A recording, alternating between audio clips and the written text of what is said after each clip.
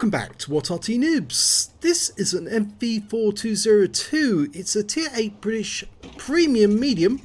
It's located on the south spawn of Overlord, and this one is under the command of Awppenheimer. Now, he's got 2 marks on the barrel, yep, and that's a 20-pounder barrel with the smoke extractor, or fume extractor you might say, halfway along, and it's capable of doing 230 alpha, sorry, and penetrating 226mm of armour. And with the APCR that goes up to 258. Now this used to be a tier 10 medium, but way back at patch 0.9.12 I think they moved it from tier 10 all the way down to tier 8 and made it a premium. So let's see how he gets on. Well, a lot of enemy tanks making their way across the centre. He targets the RU-251, decides to go in. His reload time 6.6 seconds. Puts another one into the RU-251. Rams the T-54, does a huge amount of damage to him. And another shell goes into him. He can finish him off with the next round. And he goes down anyway, but goes back to the RU-251 who goes down. We've got an EBR. The little wheelies, the pests, the vermin. Shouldn't be in the game because they never would have done that in real life because it was a reconnaissance vehicle. Spot the enemy, don't shoot at them. Oh, and our EBR just died against an STA-1. Okay, well, we've got the bowl, and he's now got the position over the rock so he can shoot at that IS-3-2. Puts a lovely round into his turret for 273. Pulls back up again. That EBR, that's IS-3. He's totally ignoring Awppenheimer, was, but now he's actually paying attention. He's losing too many hit points otherwise. Puts a round into the AMX 5100. He's getting nice high rolls here as well. Just check that damage. It was 230, yes, so he is getting high rolls.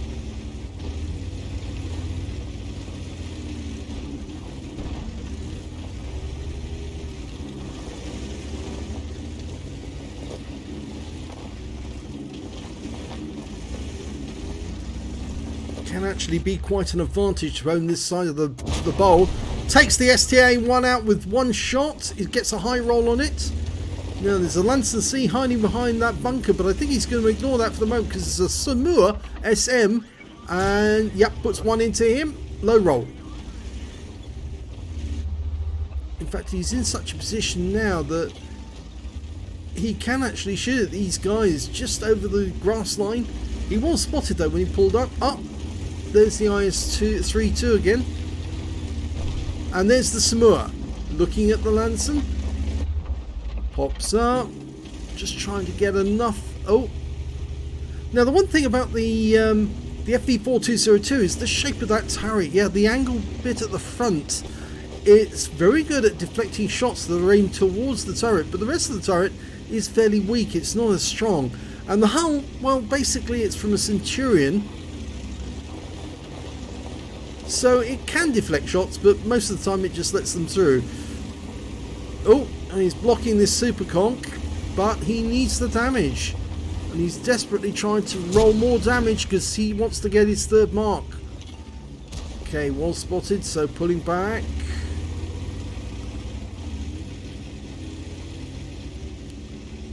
He's moving away from the super conk because he can split the fire.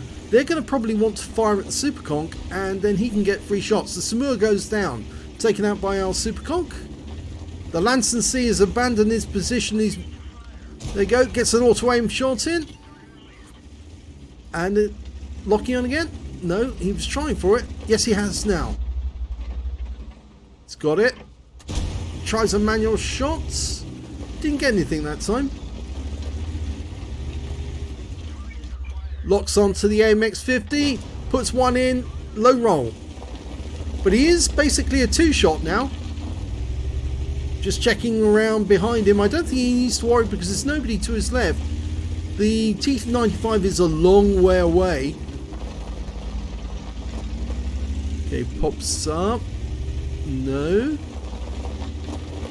Just wants to get the perfect angle. I think the AMX 5100 is behind the house, so I'm not sure he can actually get a shot on him at the moment. Superconk's decided to go all in, and that might dislodge the AMX 5100 from his house. Oh, he gets him. And there's the Lanson C out in the open. Line up shot. Yep, nice one. High roll. Oh, low roll, sorry. Somebody got a high roll. Oh, and he goes down. But we've still got that T95 over to the left. Northwest corner. There's a T28 over to the northeast corner. Oh, been spotted. That must be the T95. Weaving to get down there. There's the T95. Doesn't want to go at it head on if he can help it. But he is low on hit points, that T95. So he might be able to do it with an auto aim. No. So he's stealthily approaching. I think he's going to use his maneuverability. And the T95's not even looking at him. Locks down his tracks. Moves up. Get behind him. And you can finish him off. And he goes down, but it's not us who gets the kill. It's the Superconk. And there's the T28. He's out in the open in the northeast corner. And I think that Awppenheimer would like to get that. He needs as much damage as he can get. He's up to 3496 so far. If he can get some more, it might guarantee that third mark.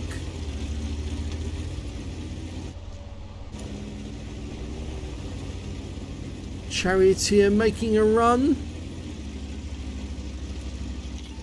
He's been spotted by the T28. Oh, I think it may be the Charioteer that's spotted him. But now he's got the T28 because T28 is focusing on the RU251. So all he needs to do now is lock down the tracks on this guy and go to town on him. And, well, he puts one into the lower end, but he doesn't lock down the tracks, but he doesn't need to. He's got a fire. And these things are notorious for second light term and going up in flames. He's saying, no, that's mine. And takes him out of the game. And that's the win. He actually blocked his teammate from getting a shot and said, no, that's mine. And the guy actually in chat said, FV something rude word. Yes, I think he knew that Awppenheimer wanted that one for his own. And here's the end of battle results. It's an ace tanker for Awppenheimer in the FV4202. He managed to get a spotter badge for getting at least 1,000 hit points of damage spotted. But that's the all-important thing that he wanted out of this game. A third mark. Yes, he's got it at last on the FV4202. He also got a Fighter effect and a Bruiser medal out of the minor medals. He also picked up a Confederate for hitting more of the enemy than anyone else on his team, and his win rate from that one was 9,064. That's huge. Let's have a look at team score. Well, you can see that he actually didn't get the top spot. That went to the Superconk, who got 4,514 hit points of damage, but he didn't pick up the high caliber. But we can see that Awppenheimer, with his anonymized account there, managed to get 4,193 hit points, and then the Wizzy 113 GFT managed 4,109, and these were the guys who did most of the work during that battle. When it came to kills, again, it's the Superconk. He got 5 kills, just one short of getting that Top Gun. 3 kills for the Emil, and 2 kills for Awppenheimer. When it came to base XP, yes, it was Awppenheimer. 1,388 base experience points, 936 for the Superconk, 848 for the Emil. And I think that was because Awppenheimer did so much spotting assist during that battle as well. He was very, very active. After he conquered the bowl, he was the one at the front actually spotting all the enemies. And yes, so his teammates were getting hits based on his spots. Let's have a look at the detail. 24 shots fired, 20 direct hits, 17 penetrations, damage of 4,193 hit points, of which 447 were at more than 300 meters. He received 2 hits. One was penetration, that was the one that went in through the front plate, and one non-penetration into the tracks. 250 hit points of damage blocked by armor, 4 enemy vehicles spotted, 10 enemy vehicles damaged, 2 killed. So that's 2/3 of the enemy teams, 2/3 of the enemy team that he actually damaged, and 1,047 hit points of spotting assist during that game. He earned 133,341 credits and got 66,671 from personal reserve bonus, so his total was 200,012 credits. And after repair, ammunition, resupply and consumables, and remember, he only used standard ammo throughout this battle, he actually earned a whopping great 158,572 for a battle that lasted only 7 minutes long. Wow. 1 bond received for the Confederate, 2,082 base XP, or XP, not base XP actually, because that's the base.